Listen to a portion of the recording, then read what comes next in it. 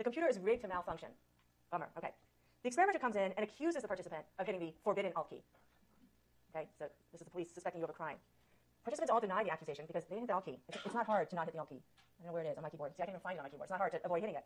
There's a Confederate in the room. This is the ostensible expert, who either says, the experimenter asks the Confederate, did they see anything? Who either says, I didn't see anything, or admits to seeing the participant hit the Alt key. I mean, you're in this experiment. This Confederate saying, yeah, I hit the Alt key. Okay, this is now you're thinking, what the heck is going on here? The experimenter demands that you write a written confession that you hit the Alt key. Okay, because the computer malfunctions every 6 years. He has to report to his supervisor that the experiment got screwed up, but he wants a written confession from you that it's your fault. What percentage of people conformed? It's really compliance obedience, but this, when we think about this as changing your behavior in general, what percentage do you think said, fine, I'll write and say I hit the Alt key? Above or below 50%? Yeah. Above? How many say above? How many say below? Okay, the aboves have it, okay? 69% of people went ahead and wrote, I hit the Alt key. But under what conditions do you think this was more likely? Typing quickly or typing slowly? Why? What? Crisis, ambiguity. Okay, you're typing quickly, you can't really know. If you're typing slowly, you can be more sure you didn't do it. So it's more likely in the quick condition, and more likely when there's a Confederate claiming that you did it, although that's very strange, really. Now, but some of you skeptics out there might be thinking, okay, maybe though a lot of them just said it to who cares, fine, I hit the Alt key, shoot me, big deal. Okay, do they really believe it? Because if it's informational social influence, and it's about being influenced because you think the other person or other people have correct information, then they ought to really believe it. Okay, so how did they get at that? Well, cleverly, the researchers rigged things so that they could record the participant later describing the whole incident to another Confederate who was completely unaware of the purpose of the study. And 28% of those who wrote the confession actually believed they were guilty. Okay, so these are the folks who really showed informational social influence. Okay, again, majority of these people were in the type quickly condition, and then there was that expert telling them they had actually hit the Alt key. Okay, so a kind of cute and clever study demonstrating ambiguity, crisis, expert, various factors that are going to sort of be the breeding ground for informational social influence to happen. Okay, eye clickers out, please. Oh, okay, don't worry about that. Okay. Hold on, let me turn on eye clicker.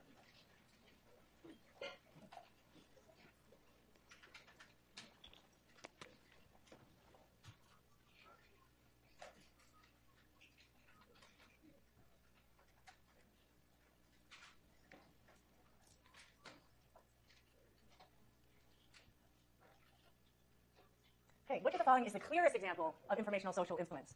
Carolyn orders the vegetarian dish when she went out to dinner with her vegetarian friends, even though she really wanted the steak. Camden voted for her best friend's boyfriend for student council president. Connor took out his passport when he approached the front of the line at the airport as he saw several people before him do the same. Celia agreed with her elderly relatives that the band played great music at her cousin's wedding. Which is the clearest example of informational social influence? Unlikely to have really obvious alternative interpretations. Okay, 5, 4, 3, 2, 1. I think this was easy, I hope. And the correct answer is? Yes, okay. Yes, easy, easy, easy. Great, terrific. Now, what? Okay, there were some A's. What's going on with the A's, guys? And 6 E's this time. Okay, it is Monday. What's going on with the A's? Anyone want to make an argument for A's? These questions are not perfect. What was going on in your mind for the A? Yeah. Okay, but why did you choose A? Okay, and not so best at that, though. Give me another. Who else chose A? Come on, 36 others of you. Why is A not the best answer? What were you guys thinking? Please, were you about to raise your hand? So why did she do that? Why did she? She didn't want to stand out. She's with all her vegan, vegetarian friends. She didn't want to look like this carnivore, caveman eating the steak when all her friends are eating, beans. Okay, was what I was trying to convey there. Okay. In the case of Camden, the idea I was trying to convey is she's just voting for that guy because of her social relationship. It's her best friend's boyfriend. She doesn't want to piss off her best friend and not vote for her boyfriend. And then Celia agreed with her elderly relatives, that the music was great at the wedding.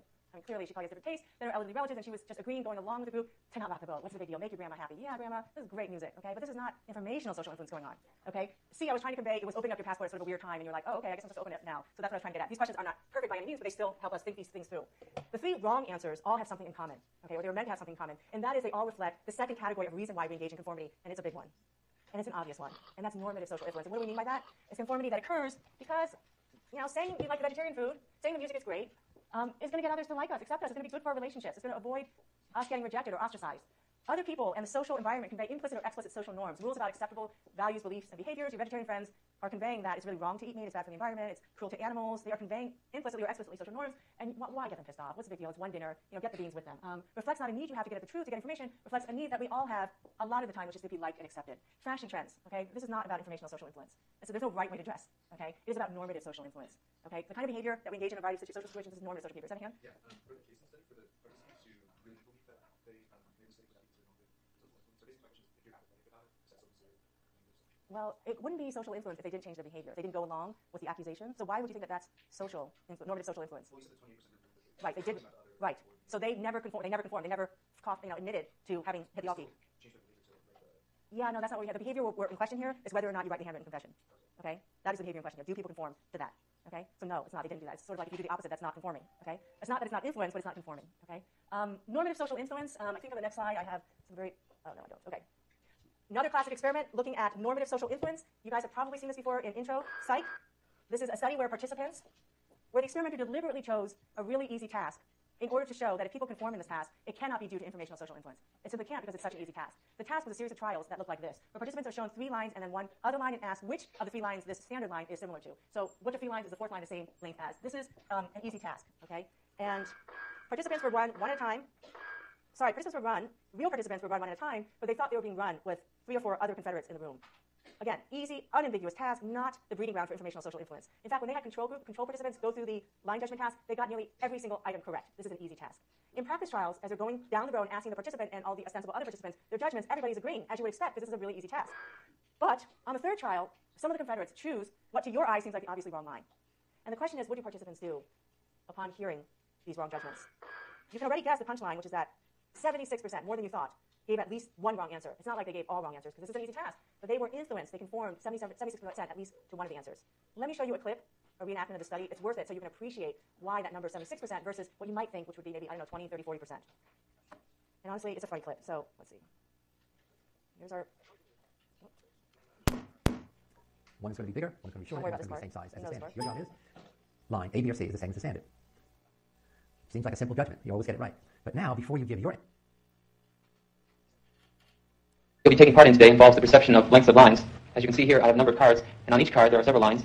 Your task is a very simple one. You're to look at the line on the left and determine which of the 3 lines on the right is equal to it in length. All right, we'll proceed in this order. You'll give your answer. Only one of the people in the group is a real subject, the 5th person with a white T-shirt. The others are Confederates of the experimenter and have been told to give wrong answers on some of the trials. The experiment begins uneventfully as subjects give their judgments. 2, 2, 2, 2, 2, 3, 3, 3, 3. But on the 3rd trial, something happens. 2, 2, 2, 2, 2. The subject denies the evidence of his own eyes and yields to group influence. Ash found subjects went along with the group on 37% of the critical trials. But he found through interviews that they went along with the group for different reasons. 1. They must be right. There are 4 of them, and one of me. 1. This subject's yielding is based on a distortion of his judgment. He genuinely believes that the group is correct. So this is informational social influence, but it's not with the majority of participants. Keep watching. 1, 2, 1. It's a hard situation. 2, 2, 2. I know they're wrong, but what should I make waves? 2. In this case, the subject knows he is right, but goes along to avoid the discomfort of disagreeing with the group. Here, the distortion is at the level of his response. Normative social influence there. 2, 2, 2. In the previous experiment, the naive subject stood alone against the group. In this variation, Ash gave the naive subject a partner, here seated in the 3rd position, who also gives the correct response. 1, 2, 1, 2. With a partner, yielding drops to only 5% of the critical trials compared to 37% without a partner. Although subjects report warmth and good feeling toward the partner, they typically deny that he played a role in their own independence. The partnership variation shows that much of the power of the group came not merely from its numbers, but from the unanimity of its opposition. When that unanimity is punctured, the group's power is greatly reduced. Sometimes we go along with the group because what they say convinces us they are right. This is called informational conformity.